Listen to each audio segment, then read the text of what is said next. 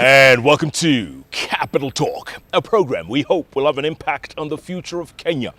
Now, more than ever, I'm Jeff Koinange. Now, post-Madaraka Day, it's only fair, folks, that we sit back and have a bit of entertainment, a bit of a laugh, and also talk serious issues, because my guest today can only be described in 2 words: comeback kid. That's it, because when the by-election was called in Ikolomani, a lot of the critics, so-called experts, analysts said it's all over for the incumbent. They thought he was going to lose, but he thought otherwise, and he fought. ODM tried to flex its muscle in Ikolomani, but as they say on the ground, wapi. My guest came out on top, and he's vowed to go after everyone like he always did. Remember that whole Kimunya incident when he kept saying Kimunya must go? He says he's going to go after all those people out there who are not towing the line, who are getting out of line. He's the watchdog, if you will, the people's watchdog. Member of Parliament, newly re-elected, and apparently there's a big bash at Parliament the other day. Sit back, folks. He's a bullfighter. He's a medical doctor. He studied medicine. Yes, he's a general practitioner. He loves his bulls, though. On weekends, he's always fighting. Big tournament coming up on the 18th of June. We'll talk about it. In the meantime, it's going to be a smoking bench, folks, with the bullfighter himself. Ikolomani, Member of Parliament, Dr. Bonny Khalwale. Karibu sana, brother. Sorry. Oh, congratulations, man. Thank you. That, you know, those of us who were watching it on TV or reading about it, we thought it was all over. Yeah. We thought it was all over. Yes. But you thought otherwise. You knew otherwise. In fact, you have used the right word. I knew. I did not think. I knew that everybody was seeing Ikolomani in the prisms of the political party called ODM. ODM, for some strange reason, they have appropriated for themselves within the media the impression that they are unbeatable in Nyanza province and in Western province. Nyanza province, maybe. But in Western province, that was a myth. And I was prepared, as I did, to ensure that Kenyans see the politics of Western province the way they are today. Yeah. Yes. Bottom line, because on the day of the elections, the results started coming in and Shinali seemed to be leading. And people said, you see, ODM wamechukua hii kitu. Yes, Shinali had to lead because the tallying center is in the midst of his clan. His clan is the biggest clan in our constituency and is the reason why Raila Odinga dropped all the 9 candidates of ODM and fished Shinali from a different party to make him my opponent, because he believed he was going to whip up ethnic emotions the way he whipped up ethnic emotions in 2007 against the Kikuyu. He was hoping that he'll whip ethnic emotions in Ikolomani so that people from Shinali's clan would then vote as a bloc for him. Yeah. But this was not to be, because when I saw exactly his game plan, I decided then to spend quite a bit of time with the people of that clan so that we could share the need for us to vote based on my track record and Shinali's track record. And I'm glad that the people for Shinali's clan voted for me in very many numbers. Sitting here on the bench, Mheshimiwa, sitting here right now, what do you tell the Prime Minister? Is it no longer business as usual? Is that what you're saying? Yes, the Prime Minister, when I saw him campaigning and working very hard in Ikolomani, I realized that he's got up in a time web in 2 ways. One, he still thinks the country is where it was on the 27th of December 2007 when he got the kind of support he enjoyed that time. The second one is that all along I thought he was a reformer, but I've now realized this is just a reincarnation of Moi, because he did in Ikolomani what Moi did in Kipipiri. In Kipipiri, Moi carried electric poles for putting up, supplying electricity in the constituency, and when his candidate lost, he carried away those things. Yeah, they disappeared. They disappeared. Yeah. Similarly in Ikolomani. Yes. The Prime Minister brought trucks, earth movers, to do our road. He even put up a plaque. All those things have been removed. They are not there. They are gone. No. Oh, I'm telling you. It was a ploy. Yeah. My goodness. But the good news is, yes, what has gone with him is the phantom that was in his head that he was trying to launch. The road which is on the ground, the one which is provided for in the printed estimates, it is going to be done after due diligence is completed. So he might have carried away those graders and so on, but that does not disturb me. I know in a short while the government will start doing what it was supposed to do even before he came anyway, because this is a road for which tenders had already been sold out, and so the government is just waiting for the due process to end, and then they come on site. You held a press conference the other day. You're saying, you know what, now the gloves are off. Yes. I'm going after whoever it is that's getting out of line. Yes. Do you plan to follow through on that? Exactly, because apparently this is part of the reason why I was very believable. In fact, the kind of support I enjoyed from across the whole nation. People supported me, people contributed. I'll fund 3-4 polling stations for your agents. I'll help you do t-shirts, I'll help you do caps and so on. People from all corners of the country, I owe it to them. And it's good to see that it's no longer business as usual. Like if you have a lot of money, it doesn't mean you'll necessarily win. No. And this is what we came to realize, that yes, they could spend the kind of money they did, but people still followed us. In spite of us not even having the 4-wheel drives that they were having. We were in our old pickup, black pickup, called a Hunyalo, driving around the constituency, but still beat them even when they are helicopters. They were trying to grab the bull by the horns. Yes. And they couldn't. Yes. Well, they tried, but with the disastrous results. Are you looking forward? Oh, no, first of all, so you were sworn in on Tuesday, right? Yes. What was that like? Tuesday was a big day. This was the third time I was being sworn in. When I was sworn in 2003, then 2008. Yeah. It was nothing like what I saw on Tuesday. On Tuesday, the whole village came into Nairobi. They even came with the Scooty troop. They hired school buses back home, and it was very, very exciting, very, very colorful. They brought life to a standstill on Parliament Road. I saw the security starting to get scared, but they were very peaceful people. Yeah. Then we went to Railway Club, continued the celebration there up to the early hours of the morning. Does this make you feel, does it make you feel that you were meant to do what you're doing? Does this make you're meant to be here, being this watchdog, being the person who puts checks and balances on those colleagues of yours in there? This by-election has made me do a body check. I've realized I'm on the right track. So I'm not about to leave that track. Narrow as it might be, but I'm on the right track. I appreciate that the Honorable Prime Minister wants to be President of Kenya, and he'll be wanting to get the support from my area. Now it is very clear that he will do so on our terms. He can't just come and wait there as if people are not there. Yeah. We say in my vernacular that in a homestead where everybody is dead and the only surviving man in that home is a cripple, that is usually the head of the family. You have no choice but to respect him. And that's what he has to do now? Yes. Right? Yes. And in the meantime, are you going to be as fiery as you always were? Because, we see you in Parliament. You're there. You're there, very outspoken, and you don't spare anybody. Are you going to continue that? Yes, I have to do so, because these things, I'm not acting. Not many people know my background. I've been there. I don't know how it feels for a 5-year-old to be in the home in the evening and the mother has no food. We went through it ourselves.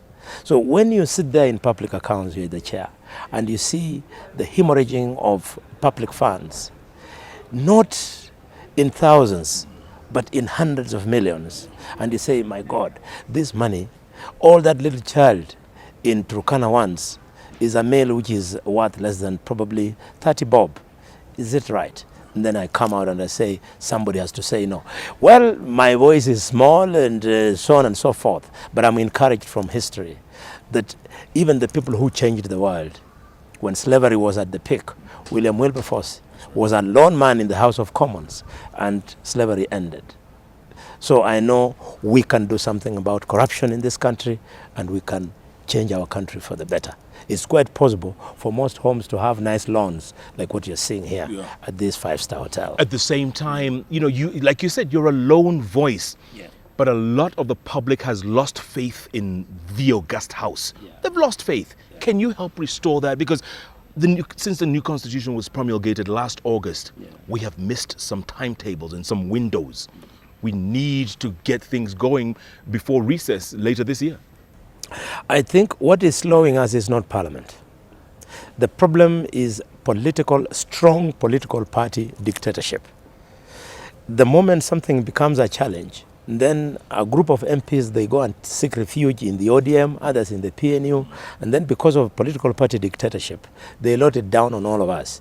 Otherwise, we have strong voices in Parliament. Martha Karua, Danson Mungatana, Charles Kilonzo, Kitobu Manyara, Ekwe Ethro, myself.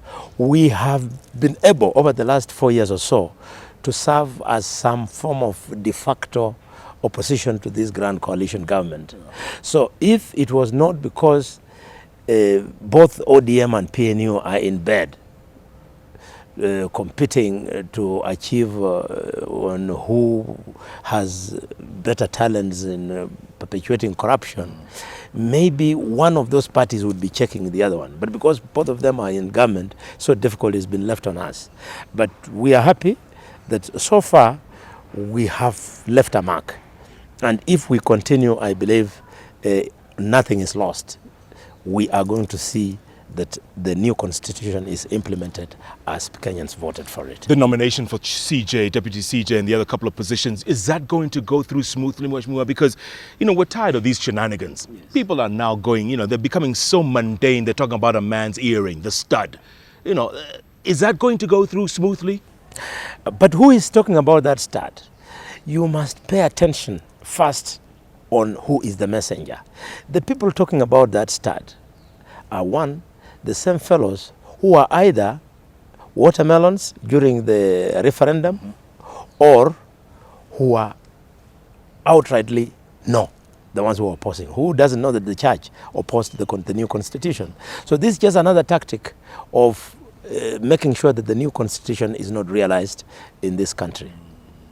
Secondly, when William Tunga, who I know very well, when he speaks about that stud having spirituality, we want the church to understand that in Africa, spirituality is slightly more than just God. Yeah? This is what I mean. I am a Christian. I'm a Catholic. When I speak about spirituality, I talk of spirituality in two ways. The way I relate to my church, and also spirituality, the way I relate to my ancestors. Some of them, many of them who died without having embraced Christianity. For example, if you ask me to burn my bullfighting stick, which has been passed to me over the years, I will tell you I cannot do it. And if by spirituality, William Tunga is connected to his ancestors through that stud, to ask him to destroy it just because he wants to do Kenyans a favor of changing the judiciary, then you are asking for too much. So, but the church should bear with us that some of us, we have spirituality as we link with our ancestors, we have spirituality as we link to Christianity or Muslim. Will the nomination pass? Yes, it is going to pass overwhelmingly. In fact, what is going on now is some people are trying to hang on a straw. Otherwise, when Parliament comes to make a decision on William Tunga, please, this is a man who has been in the reform movement for all these years. He'll pass. Nancy Barasa, she will pass. Tobiko, I see no reason why he should not go through. We will make sure that we get the bare minimum for the names to pass. Mheshimiwa, I want to talk more about that because this is crucial. We cannot afford to miss another window because after that it is Attorney General and then there's all these amendments. Also, this grand coalition, let's face it, it's been a disaster from the start. Exactly. I want to talk about that after the break. Whoa! We're trying to grab the bull by the horns on the bench. I tell you, the bullfighter himself, Dr. Bonny Khalwale, just back in as the comeback kid. He destroyed the entire opposition and he was re-elected back in Ikolomani. Folks, you simply cannot make this stuff up. And the bench is just warming up, so don't even think of going away because you know that we are back in a moment.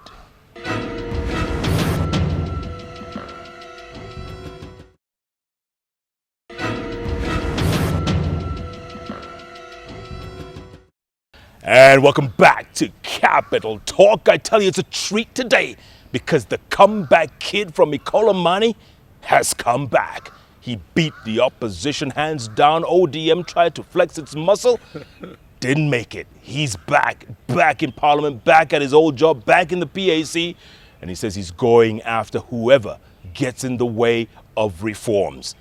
Bottom line, he's a bullfighter, and you know he'll fight all the way. Sit back, Dr. Bonny Khalwale.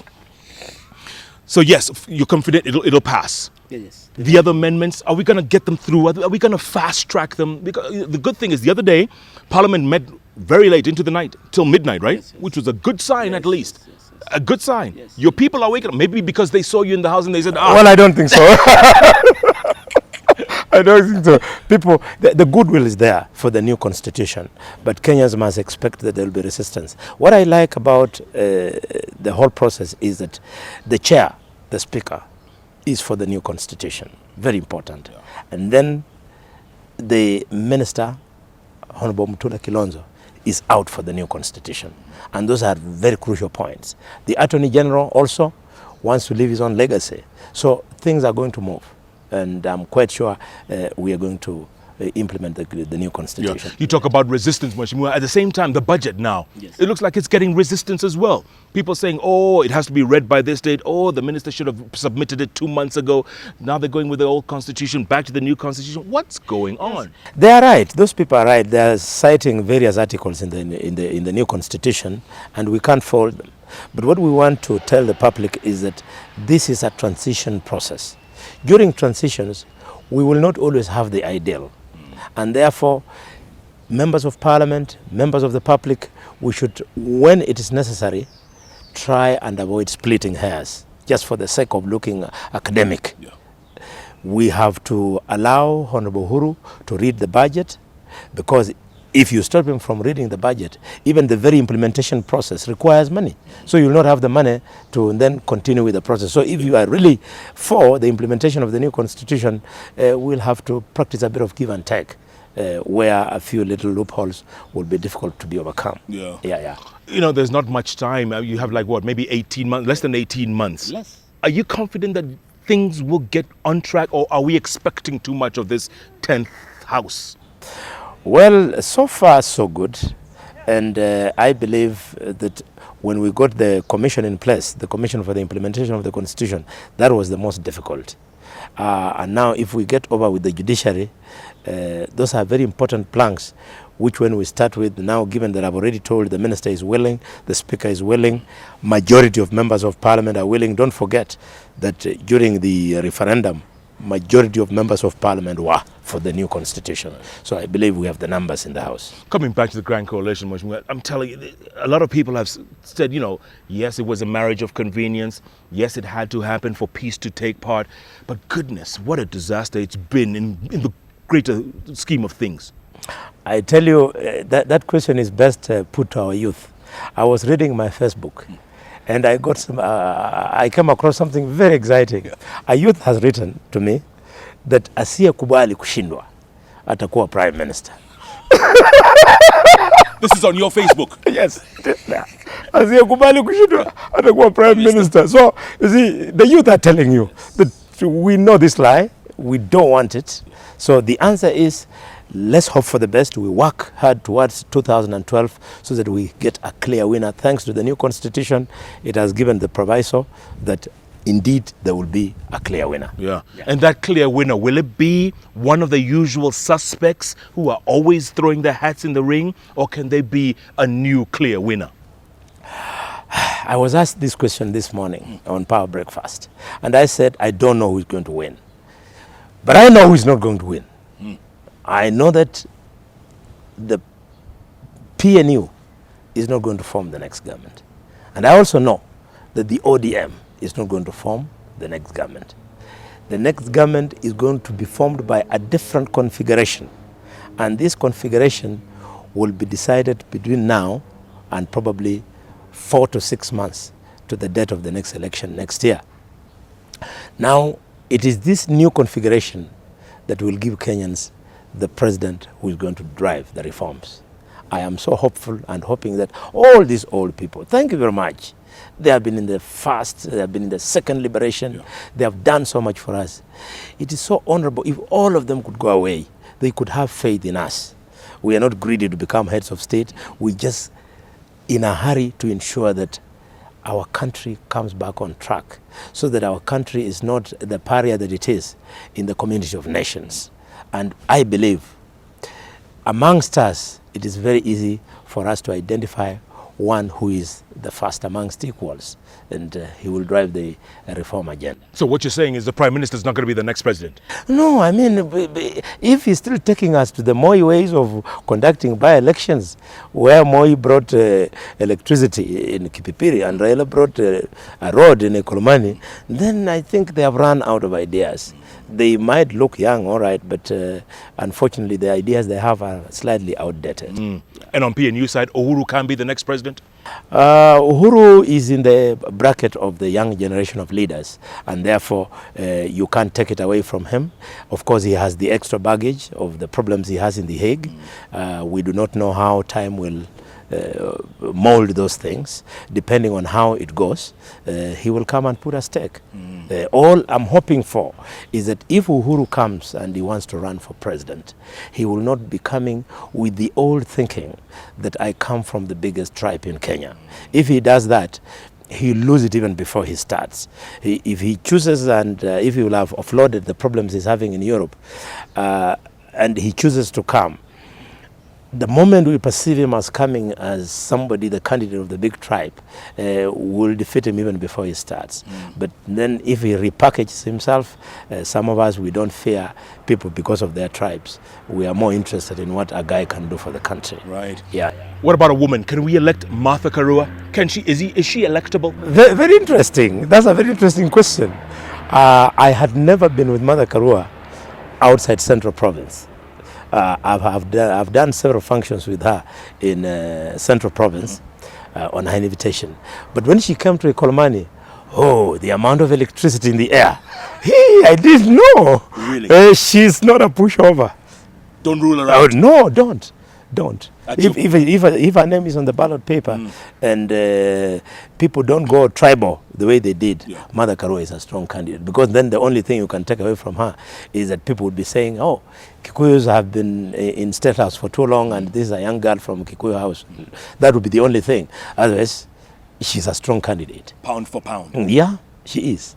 Yes, at least from my point of view. Yes. I don't know what your point of view is. Okay. The bullfighting.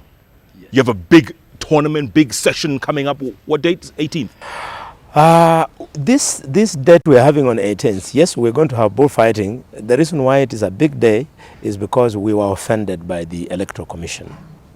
The IEC, they came and banned bullfighting during the electioneering period.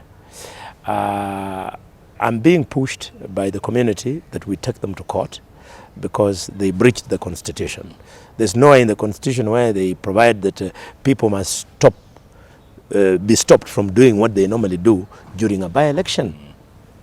So because my people were sacrificed across three constituencies, Lurambi, Ekolomani and Shinyalu, I've arranged that I have a homecoming on the 18th and I'll have a big bullfighting event so that some of my friends, I invite you, you come and enjoy my homecoming prayers and also have a taste of our culture.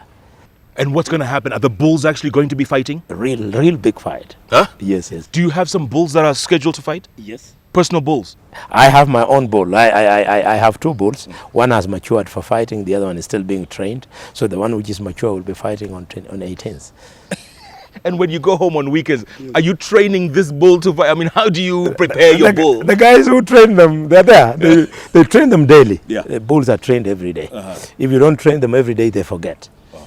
So they are trained on a daily basis as they are being fed, as they are being driven to the river to go and drink water. Yeah. They are trained all along.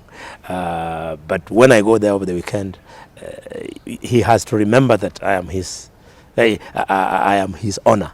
So I sing for him in the evening. When You sing? Yes, you sing for the bull. To the bull? Yes, you sing. What do you sing? Yeah. How do you sing to a bull? You sing for the bull. Show me. Pretend I'm the bull. Do you keep a dog? I used to, but not anymore. Yes, and I yes. never used to sing to my dogs. Bulls are just intelligent like dogs. Just sing to me. Yeah. Sing to me. I sing what? Whatever you sing to the bull. To the bull.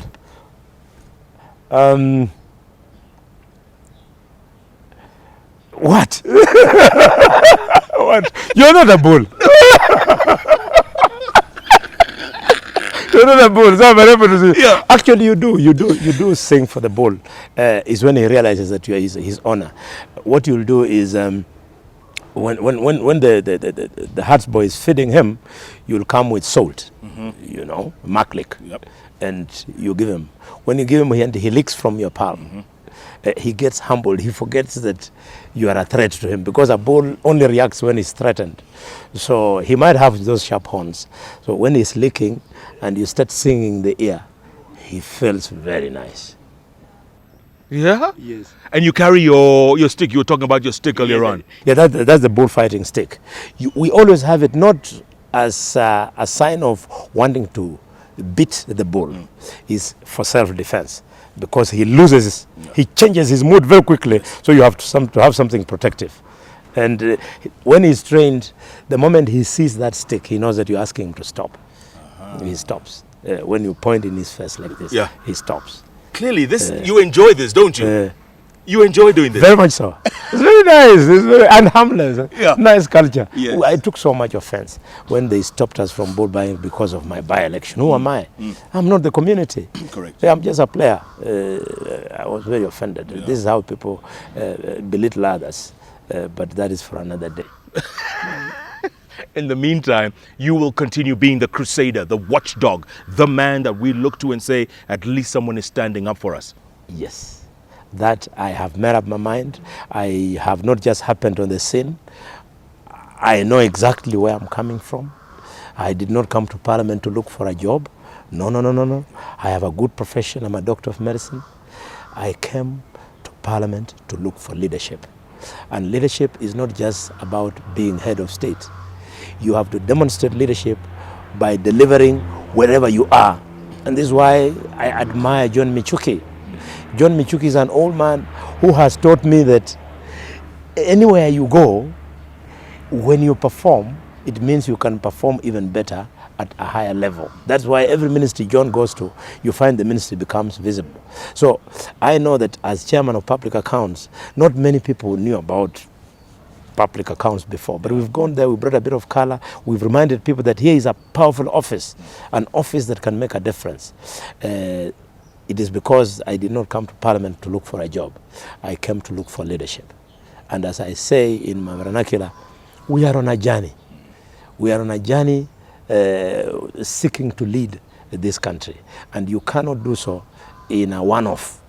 You have to demonstrate, you develop a track record that will make people to have confidence in you.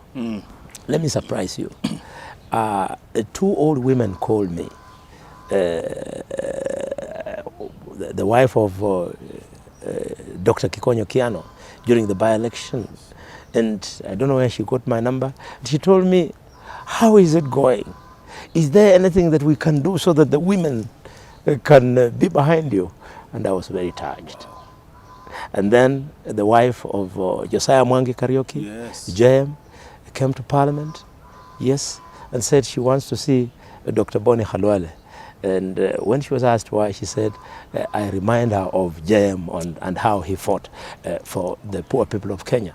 When these things happen to me, it is more rewarding than if somebody gave me money to replace my old pickup. You can't put a price on it. And JM is the man who said there are 10 millionaires and 10 million beggars in Kenya, right? Now there's a few million more beggars, right? And a few million more millionaires. Courtesy to corruption. Daktari, keep fighting, man. Keep fighting. Thank you. Congratulations. Thank you. The bullfighter is back. Yes. Dr. Bonny Khalwale, folks, the bullfighter himself, back in Parliament. He's the comeback kid. And yes, he's got a huge celebration on the 18th of this month where his bull will be bullfighting and where he'll be singing to his bull. Wow! I tell you, you cannot make this stuff up. And you cannot get guests like Dr. Bonny Khalwale anywhere else but right here on the bench on the award-winning station, K24, where we are. You guessed it, even in times of bullfighting. We are all Kenyan. All the time. I get it. You're a very interesting guy. You enjoy this one, So much.